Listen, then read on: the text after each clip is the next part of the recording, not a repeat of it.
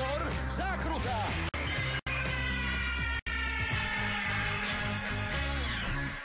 Mapujeme všetko okolo seba, načúvajte, čo sa deje. Dnes je ešte možné posledné augustové kúpanie, treba to využiť. A povedzte do rádia, že sme bez kúpaliska. Aké pekné sme mali. Či Piešťany Slavnovu z Nemšovej mi napísali, o Handlovej radšej pomlčím. A keď niekde aj s veľkou slávou postavia akvapark, drahý ako v Monaku, ťažko by, oponuje Peter Žila z Dolnej Súče. V Monaku je známy bazén, miestny, monacký, mestský. Ten sme sa rozhodli navštíviť. Potešení sme boli, že konečne sa hodíme do sladkej vody v podstate, keďže sme sa kúpali doteraz v morských slaných vodách, ale prekvapenie bolo také, že opäť slaná voda v monackom bazéne. Vstup bol na ten celý deň nejakých 4,50 možno, naozaj na celý deň. Takéto vstupné v Monaku ma dosť príjemne prekvapilo, lebo takéto možno ani na Slovensku na niektorých kúpaliskách nie je. Vstupenka je na celý deň, takže je to na to, aby ste sa tam celý deň zdržali, ale my tým pádom, že sme chceli sa osviežiť, okúpať a ešte si aj pozrieť mesto, tak sme chceli proste z bazéna, z plavárne vybehnúť von, no a s tým miestne šatniarky nesúhlasili. Pustili nás von na nejakú hodinku, ale s tým, že predchádzalo tomu dokonca dopisovanie si na papier, čo sa týkalo času, lebo chceli nás najprv pustiť maximálne na 10 minút, potom tým obmekčením sme sa dostali na nejakých 30 minút, ale tie už boli napísané na papieriku, že toto je maximum tých 30. No a samozrejme mne to nestačilo, takže som tých 30 minút preškrtal a napísal som 60 minút a boli prekvapené viacej než my predtým. No a nakoniec naozaj podarilo sa ich obmekčiť a dostali sme sa von na hodinku a prezerali sme si celý okruh. Potom naspäť sme sa dostali zase do toho bazénu a tam keď nás kočky zbadali, tak už som sa bál, že nás nepustia, ale všetko dobre dopadlo a užívali sme si Monako ďalej. S mladým mužom Petrom sa stretneme zajtra. Na toto leto si vymyslel skvelý motoristický výlet do Monackého kniežatstva.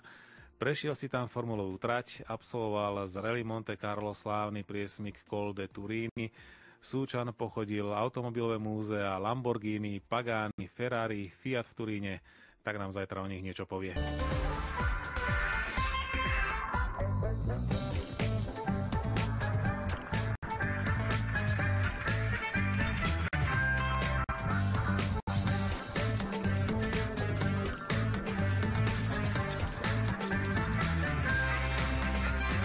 Pozor, zákruta!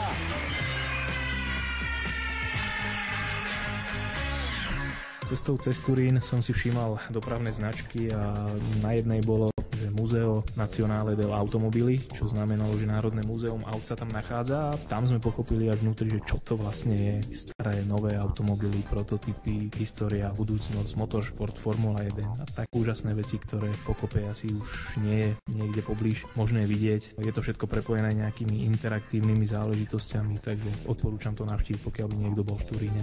Kurs a Penínska Čižma, v tých 7-míľových už podupkáva kocúr v Čižmách Igor Daniš a na cestu je vychystaný aj Dušan Macko za technikou. Poďte s nami. Počúvate zákrutu.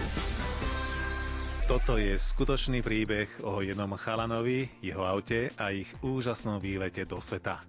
Perfektne graficky spracované reportážne dielo Petra Žilu na internete s týmto nadpisom zaujalo rozprávaním aj v zákrute odvysielanej 2. októbra 2010.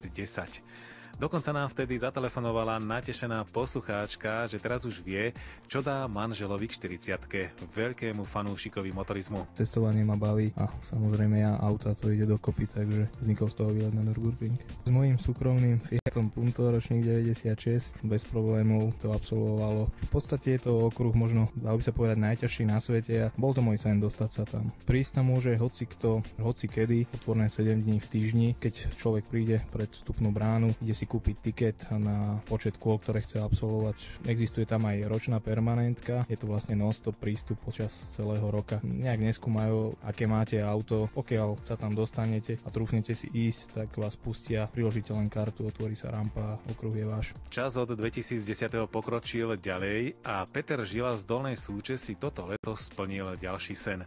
Tento raz vyparádil svoju azúrovo-modrú Alfu Romeo 156 a poď moja, zoberiem ťa na azúrové pobrežie na Výlet do Monaka, prešli sme cez Rakúsko, Taliansko, Francúzsko. 8 dní, koľko kilometrov? 3663. Poďme k tomu, čo ste zažili. Múzea. Dostali sme sa do automobilky Fiat, totižto chceli sme sa dostať do pôvodného výrobného závodu starého, kde Fiat kedysi vyrábal svoje autá a to bola jedna obrovská budova, v ktorej bola výroba aj testovacia dráha a testovacia dráha sa nachádzala na streche. Čiže tá budova bola taká veľká, že jednoducho mohla mať na svojej streche testovaciu dráhu s 2 klopenými zákrutami na jednej a na druhej strane. Podarilo sa nám tam dostať, aj keď nám to trošku trvalo, lebo nevedeli sme nájsť východ tam a ako som tak sledoval, viacerí ľudia sa tam snažili dostať a nevedeli ako. Nám sa to podarilo, zbadali sme v takej galérii nejaký prechod k výťahu, stlačili sme tlačítko vo výťahu a zrazu sme boli na streche, takže super. Dostali sme sa napríklad do múzea automobilky Lamborghini, odtiaľ sme išli do múzea Ferrari v Maranelle. Pagani bolo v podstate medzi tým, lebo je to v tom kraji, kde je hodne automobiliek talianských. Pagani je skôr taká manufaktúra alebo taká menšia automobilka, ale neskutočne úžasná, pretože vyrába modely Zonda a Huayra,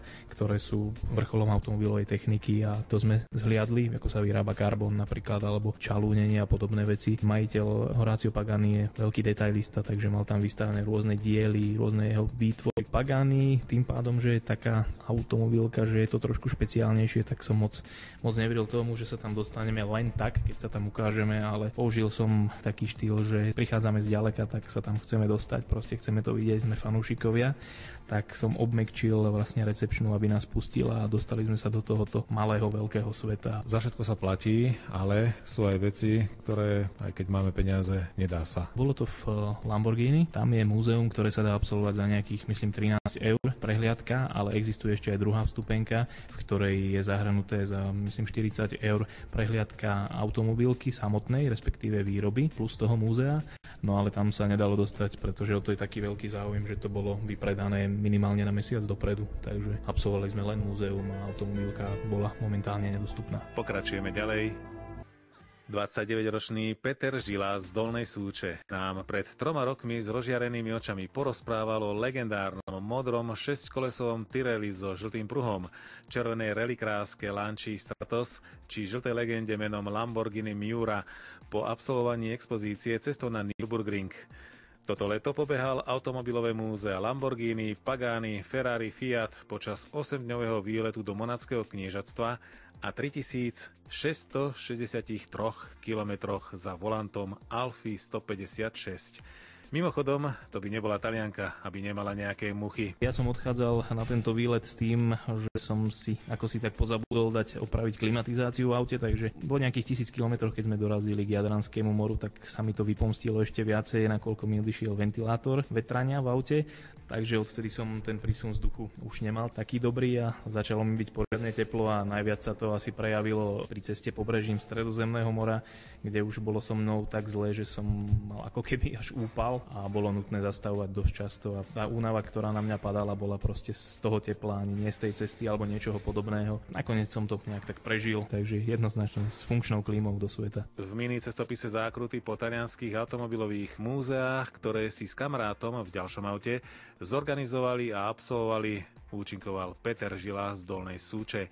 U Paganiho výrobu superšportov fotiť nesmeli, za to z Turínskeho múzea Fiata má aj zábavné momentky. To som bol veľmi milo prekvapený, keď okrem obyčajných aut som tam videl aj časti aut alebo diely, ktoré vytvárali zaujímavé exponáty. Bolo to napríklad predná časť Fiatu Panda starého, z ktorej bol spravený kuchynský sporák, alebo bola tam zadná časť Fiatu Cinquecento, z ktorej bola spravená umývačka riadu, alebo zadná časť Dobla, ktoré slúžilo ako chladnička. Bol tam postavený krb z Cinquecenta, postiel z Volkswagenu Chrobák, vaňa alebo záchod na kolesách s volantom. Návštevu Talianska nemôžeme ukončiť inak s Petrom Žilom, ako aj spomienkou na legendu, aj s prispením Slovenska takým spôsobom. Dostali sme sa na okruh Enza Dina Ferrariho v Imole, kde sa jazdí veľká cena a ten má príchuť trošku smutnejšiu od 1. mája 1994, keď tam počas veľkej ceny San Marina zahynul legendárny Ayrton Senna. To miesto, v ktorom sa to stalo, bolo v zatáčke Tamburello, dnes je z neho šikana. To miesto toho nárazu je dodnes zachované v pôvodnom stave. Je tam tá diera v plote. Ten duch je z toho cítiť, že tam niečo sa stalo. Fanúšikovia Ayrtona tam nechávajú rôzne odkazy, plagáty. Ja som mal ten úmysel tiež si ho uctiť, takže doniesol som mu mu sviečku a tu som mu zapálil. My sme chceli si z každého miesta odniesť nejaký suvenír na pamiatku, aspoň maličkosť, či už to bolo z nejakého letoviska pri mori, aspoň nejakú magnetku, ale samozrejme aj z jednotlivých automobiliek alebo okruhov alebo miest automobilových si niečo doniesť, takže aspoň nejaká tá nálepka alebo znak Ferrari alebo znak Lamborghini, nálepky z Col de Turini alebo zo Stelvia a všetky tieto tým, že som tú cestu absolvoval na tom svojom aute, tak som si ich hrdo nalepil na to auto s tým dobrým pocitom, že som tam bol, že som to dokázal a že jednoducho mám pamiatku z toho. Bude niečo aj v ďalšom? Už si bol na Nürburgringu dávnejšie. Najviac by ma to asi ťahalo do Francúzska, ktoré tiež je na automobilové veci bohaté, takže dalo by sa možno navštíviť okruh Le Mans, kde sa jazdí 24 hodňovka, alebo napríklad most v Milau, ktorý je známou cestnou stavbou, takže uvidíme, či sa to podarí, ale snáď hej.